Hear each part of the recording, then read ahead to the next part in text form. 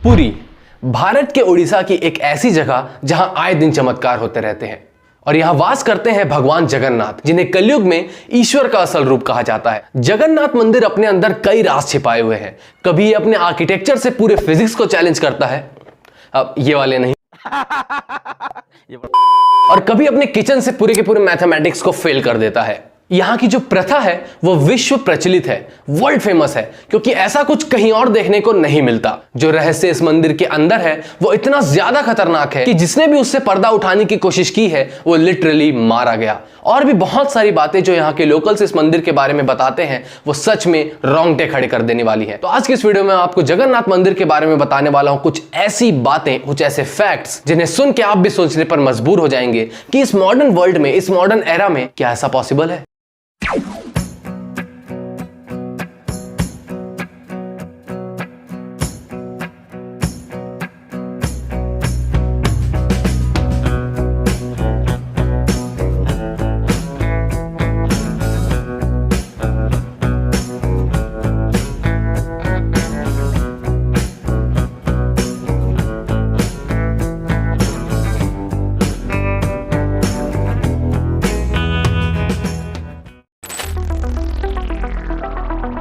जगन्नाथ मंदिर के शिखर पर जो झंडा है वो हमेशा हवा से विपरीत दिशा में बहता है। That means opposite of air flow. और साइंटिस्ट को जब ये बात पता चली तो उन्होंने इसके ऊपर कई सारे टेस्ट किए, ये पता लगाने के लिए कि आखिर भाई ऐसा होता क्यों है और ऐसा हो कैसे सकता है। मगर वैज्ञानिकों को इसका कोई भी एक्सप्लेनेशन आज तक नहीं मिला। और आज भी हर रोज जगन्नाथ मंदिर का यह झंडा विज्ञान के नियमों को तोड़ते हुए हवा के उल्टी दिशा में बहता है, जो कि हमें सीधे सीधे इस बात का संकेत देता है कि विज्ञान से भी ऊपर कोई शक्ति है जो आज भी इंसानों के समझ के परे है। पिछले 1800 सालों से जगन्नाथ मंदिर के अंदर एक बहुत ही अजीब सी प्रथा चली आ रही है कि इस मंदिर के शिखर पर लगे हुए झंडे को रोज शाम को बदला जाता है। मंदिर का ही एक पुजारी मंदिर के ऊपर चढ़ता है, जो कि 45 मंजिला इमारत जितनी ऊंची है, और हर रोज इसके ऊपर चढ़ के वो उस झंडे को बदलता है, वही नया झंडा लगाता है।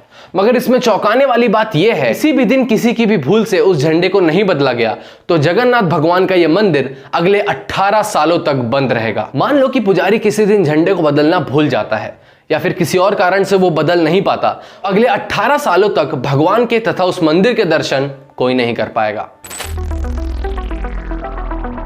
जैसा कि मैंने आपको बताया कि मंदिर का आर्किटेक्चर फिजिक्स का मजाक बना देता है। इसी का एक उदाहरण देता है मंदिर के ऊपर लगा हुआ ये चक्र, जिसे नील चक्र कहा जाता है, और यह भगवान विष्णु के सुदर्शन चक्र जैसी मान्यता रखता है। यह चक्र कुछ 20 फीट लंबा है, जिसे सोने और चांदी जैसे अलग अलग धातुओं से बनाया गया है। और इसकी खासियत यह है कि आप इसे किसी भी एंगल से देखेंगे तो यह आपको ऐसा लगेगा कि आप इसे सामने से देख रहे हैं। चाहे आप मंदिर के चारों ओर चक्कर लगा लें, मगर यह कभी भी आपको साइड एंगल से दिखेगा ही नहीं। यह कैसे हो सकता है? मगर होता है। अब जब इस चक्र के बारे में हमने बात करी है तो यह बात करना भी जरूरी है कि आखिर इस चक्र को वहां ऊपर लगाया कैसे गया होगा। जैसा कि मैंने आपको बताया कि यह चक्र कुछ 20 फीट लंबा यानी कि 3 खली के बराबर, और इसका वजन मापा गया है कुछ 1 टन यानी कि 1000 किलो से भी ज्यादा। अब यह बात हमें सोचने पर मजबूर कर देती है कि आखिर 800 साल पहले 45 मंजिला ऊपर इस 1 टन की चीज को इंस्टॉल कैसे किया गया होगा। सच में यह बात भी हमें चौंका देती है। चाहे हम इस दुनिया के किसी भी समुद्र में चले जाएं, जो सबसे पहली चीज हमें वहां जाने से सुनाई देती है वो होती है समुद्र के लहरों की आवाज, द सी वेव्स, जो कि इतनी ज्यादा होती है कि उसे अच्छी खासी दूरी से भी सुना जा सकता है।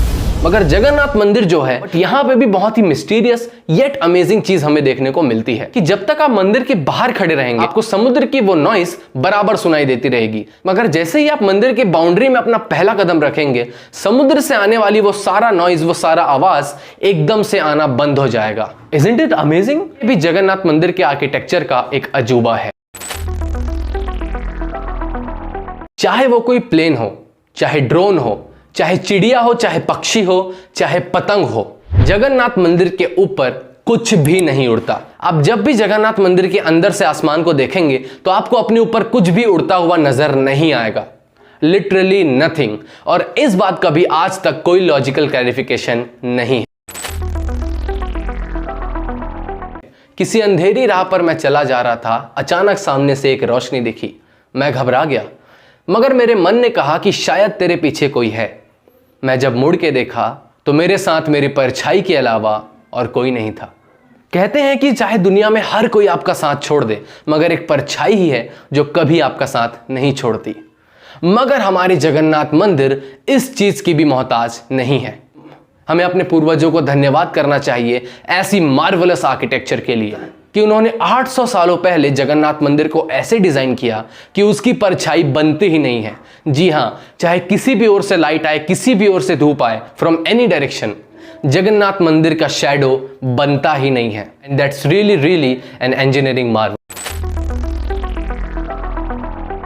एक रिपोर्ट की माने तो मंदिर में रोजाना 2000 से 2 लाख लोग आते हैं, डिपेंडिंग अपॉन सम इवेंट्स और रिचुअल्स, और हर भक्त को प्रसाद खिलाया जाता है। लेकिन यहां पे भी बहुत ही अजीब चीज देखने को मिलती है। अब अजीब मैं इसलिए कह रहा हूं क्योंकि मैंने तो आज तक पूरी दुनिया में कहीं भी ऐसा कुछ होते हुए नहीं देखा है। मंदिर के पिछले 800 सालों के इतिहास में कभी भी ऐसा नहीं हुआ कि किसी भक्त को प्रसाद ना मिला हो और या किसी दिन प्रसाद ज्यादा बन गया हो। हर रोज पता नहीं कैसे उतना ही प्रसाद बनता है जितने लोग मंदिर में आने वाले होते हैं दर्शन के लिए, और कभी भी प्रसाद वेस्ट नहीं होता और ना ही कभी कम पड़ता है। ये सच में सोचने वाली बात है, मगर इसका भी कोई एक्सप्लेनेशन नहीं है कि ऐसा आखिर होता कैसे है। जैसा कि मैंने आपको बताया कि सबको प्रसाद खिलाया जाता है, मगर ये प्रसाद बनता कैसे है? The great kitchen of Jagannath Puri. ये किचन इतना ज्यादा फेमस है अपने चमत्कारों की वजह से कि बहुत दूर दूर से पूरी दुनिया से लोग यहां प्रसाद खाने आते हैं। जी हां, यहां का प्रसाद बनता है लकड़ियों से, नो एलपीजी, और ये बहुत ही स्ट्रेंज तरीके से बनता है, जिसमें 7 बर्तन होते हैं और 7 बर्तन को एक के ऊपर एक रखा जाता है, जिसमें से आग सबसे नीचे होती है, उसके ऊपर पहला बर्तन, फिर दूसरा, फिर तीसरा, ऐसे होते होते 7 बर्तन। अब साइंस ये कहता है कि जो बर्तन हीट के सबसे करीब है वो सबसे पहले गर्म होगा और उसके अंदर का जो प्रसाद है वो सबसे पहले पकेगा। मगर साइंस वैसे भी जगन्नाथपुरी में फेल होते रहता है, तो यहां पे भी हमें कुछ ऐसा ही देखने को मिलता है। सबसे पहले तैयार होता है सबसे ऊपर वाले बर्तन का प्रसाद, और उसके बाद उसके नीचे और उसके नीचे, ऐसे करते करते सबसे आखिर में तैयार होता है उस बर्तन का जो सबसे नीचे रखा हुआ होता है, जो कि साइंस के बिल्कुल ही खिलाफ है। और आज भी यह हर रोज होता है, मगर कोई नहीं बता सकता कैसे। जगन्नाथपुरी में भगवान जगन्नाथ अपने बड़े भाई बालभद्र और अपनी बहन सुभद्रा के साथ वास करते हैं, और हर साल इनकी एक रथ यात्रा निकाली जाती है, जिसमें भगवान 9 दिनों के लिए अपने मौसी के घर जाते हैं, और उस 9 दिन जगन्नाथ मंदिर बंद रहता है। अब यहां पे भी एक चीज होती है, जो रथ यात्रा निकलती है भगवान जगन्नाथ मंदिर से उनकी मौसी के घर तक, और जब वो स्टार्ट होती है तो वो सीधा मौसी के घर जाकर ही रुकती है। बीच में चाहे तूफान आ जाए, आंधी आ जाए, चाहे अर्थक्वेक क्यों ना आ जाए, ये नहीं रुकती। हर साल लाखों लोग इसमें हिस्सा लेते हैं, जिसका दृश्य बहुत ज्यादा अद्भुत होता है। अगर आपने भी रथ यात्रा देखी है तो प्लीज कमेंट्स करके बताना कि कैसा लगता है उसे लाइव देखते हुए। हर साल रथ यात्रा वाले दिन पुरी में बेहद बारिश होती है। आज तक एक भी दिन ऐसा नहीं हुआ है कि जिस दिन रथ यात्रा हो और पुरी में बारिश ना हुई हो। मूसलाधार बारिश होती है, मगर फिर भी कोई भी इंसान रथ छोड़ के जाता नहीं है और रथ कभी भी नहीं रुकता। जब अंग्रेज पहली बार भारत आए और उन्होंने इस रथ यात्रा को देखा, बहुत ज्यादा चौंक गए एक असीमित भीड़ को देखकर जो रुकने का नाम नहीं ले रही थी। और इस चीज से प्रभावित होकर अंग्रेजों ने जगन्नाथ स्वामी जी को ट्रिब्यूट देते हुए अपने इंग्लिश डिक्शनरी में एक नया वर्ड ऐड किया, जगन्नाथ, जिसका मतलब होता है द अनस्टॉपेबल, यानी जिसे रोका नहीं जा सकता। जगन्नाथ मंदिर दुनिया का एकलौता ऐसा मंदिर है जहां की मूर्तियां लकड़ी की हैं, और कहा जाता है कि इन्हें स्वयं विश्वकर्मा भगवान ने बनाया था, जो कि हिंदुइज्म में गॉड ऑफ आर्किटेक्चर माने जाते हैं।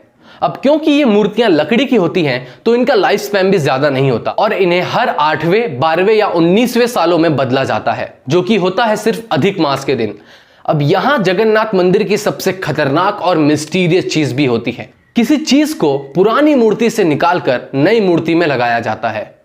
लोगों का मानना है कि ये वही चीज है जो जगन्नाथ भगवान के आइडल में जान डालती है, लिटरली जान डालती है।